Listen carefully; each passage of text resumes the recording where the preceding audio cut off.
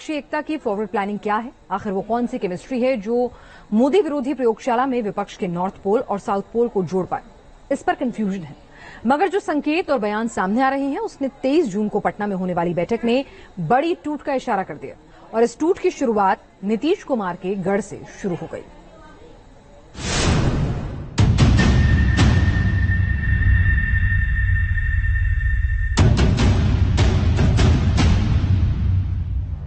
बिहार में 3 बार के जेडीयू विधायक और दलित समाज से आने वाले रत्नेश सदा पहली बार मंत्री बन गए और इस तरह नीतीश कुमार ने मांझी फैक्टर के जवाब में सोशल इंजीनियरिंग का नया विस्तार भी कर दिया और नया दांव भी खेल दिया, क्योंकि जिस जीतन राम मांझी को कभी नीतीश कुमार ने अपनी सीएम वाली कुर्सी सौंप दी थी, आज वही जीतन राम मांझी नीतीश को बीजेपी का भेदिया लगने लगे।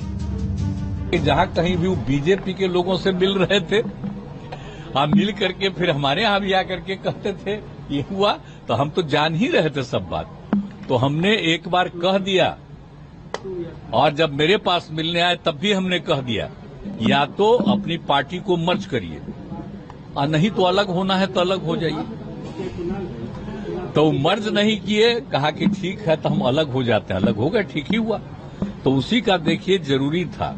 अभी 23 तारीख को मीटिंग है, तो सब पार्टी के लोग अपनी अपनी बात करेंगे।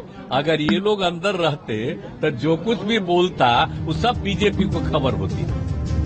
जिस पटना में 2024 के लिए विपक्षी एकता का महामंच सज रहा है, उसी पटना में महागठबंधन में जेडीयू बनाम हम के बीच तलवारें खिंच गई हैं। यानी विपक्षी एकता में पहली बार फूट तो नीतीश के सामने उनके ही गढ़ यानी बिहार में पड़ गई। नीतीश कुमार ने जीतन राम मांझी को भेदिया कहा तो जवाब में मांझी प्रधानमंत्री की शान में कसीदे करने लगे और इशारों ही इशारों में अपना मैसेज क्लियर करने लगे। नीतीश कुमार ने आरोप लगाया है कि जो मीटिंग होने वाली है उसमें आप रहते तो आप सारी बातें बीजेपी को बताते। अब जाकी रही भावना जैसी प्रमुख देखी थी तैसी, जो जैसा करता है उसको सही समझ में आता है। हम इस तरह की बात नहीं करते हैं, शायद वो करते होंगे तो उनको सलामत। दिल्ली से दक्षिण तक विपक्षी एकता के शिल्पकार बने नीतीश कुमार बिहार में महागठबंधन के ब्रिज को संभाल नहीं पाए। तो सवाल यही है कि 2024 में विपक्ष का संगम होगा कि नहीं?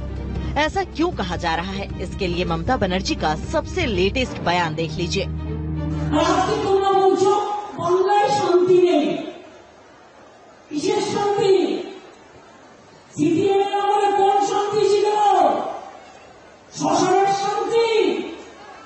কংগ্রেস অনেক রাজ্য চালিয়েছ, সিপিএম এর সবচেয়ে বড় দোষর আর বিজেপির বড় দোষর, আর পার্লামেন্টে আমাদের সাহায্য চাও, আমরা করবো তাও বিজেপির বিরুদ্ধে, কিন্তু মনে রেখো বাংলায় সিপিএম এর সাথে ভর করে আমাদের কাছে বাংলায় সাহায্য চাইতে আসবে না। राजनीति की धाकड़ दीदी डायरेक्ट बोलती हैं। उन्होंने गेंद अब कांग्रेस हाईकमान के पाले में डाल दी। अब कांग्रेस को ममता से दोस्ती के लिए लेफ्ट का साथ छोड़ना होगा। बंगाल में दीदी ने कांग्रेस के सामने शर्तें रखी, तो दिल्ली में आम आदमी पार्टी ने सीट शेयरिंग पर नई बहस छेड़ दी। केजरीवाल सरकार के मंत्री सौरभ भारद्वाज ने कांग्रेस के सामने एक नई शर्त रखी है, जिसमें पंजाब और दिल्ली से कांग्रेस को दूर रहने की वकालत की गई।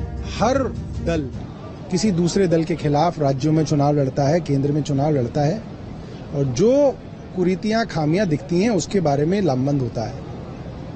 मगर आज लड़ाई पार्टियों की नहीं है, आज लड़ाई संविधान की है। आज लड़ाई इस देश की संवैधानिक और लोकतांत्रिक व्यवस्था की है। अगर आज छोटे छोटे विपक्षी दल आपस में लड़ते रहे तो इस देश में लोकतंत्र खत्म हो जाएगा। फिर किस चीज के लिए लड़ोगे? चुनाव खत्म हो जाएंगे इस देश के अंदर। दिल्ली में केंद्र के अध्यादेश पर कांग्रेस ने आम आदमी पार्टी का समर्थन नहीं किया। ऐसे में लगता नहीं कि कांग्रेस इस नए फॉर्मूले पर मान जाए और इस अदावत का असर पटना में होने वाले एकता मिशन में भी दिख सकता है। एकता मिशन की तारीखें करीब आईं, तो ऐसे क्षेत्रीय शपथरों ने बैठक में शामिल होने से इनकार कर दिया जो अपने अपने गढ़ में बीजेपी को टक्कर देते आए हैं। इन दलों के होम ग्राउंड को देखें तो 97 लोकसभा सीटें निकलती हैं, जहां विपक्षी एकता के फॉर्मूले का पेंच फंसा है। जबकि इन लीडर से नीतीश कुमार 1-to-1 मुलाकात भी कर चुके हैं। उन्हें न्योता देने भी गए, मगर लगता है कि बात नहीं बनी और इसकी वजह है कांग्रेस से सीधी अदावत और अपनी अपनी सियासी महत्वाकांक्षाएं। आज बिहार में जो महागठबंधन का स्वरूप है वो शुद्ध रूप से पिछड़ा विरोधी है, दलित विरोधी है, गरीब विरोधी है, शोषित विरोधी है। आखिर क्या कारण है कि इन्हीं नीतीश कुमार जी के साथ उपेंद्र कुशवाहा जी, उनके स्वाभिमान के साथ समझौता हो रहा था। जीतन राम मांझी जी मूसर समाज से आते हैं, महादलित समाज से आते हैं, आपको बर्दाश्त नहीं हो रहा था। यह महागठबंधन का असल चाल, चेहरा और चरित्र है।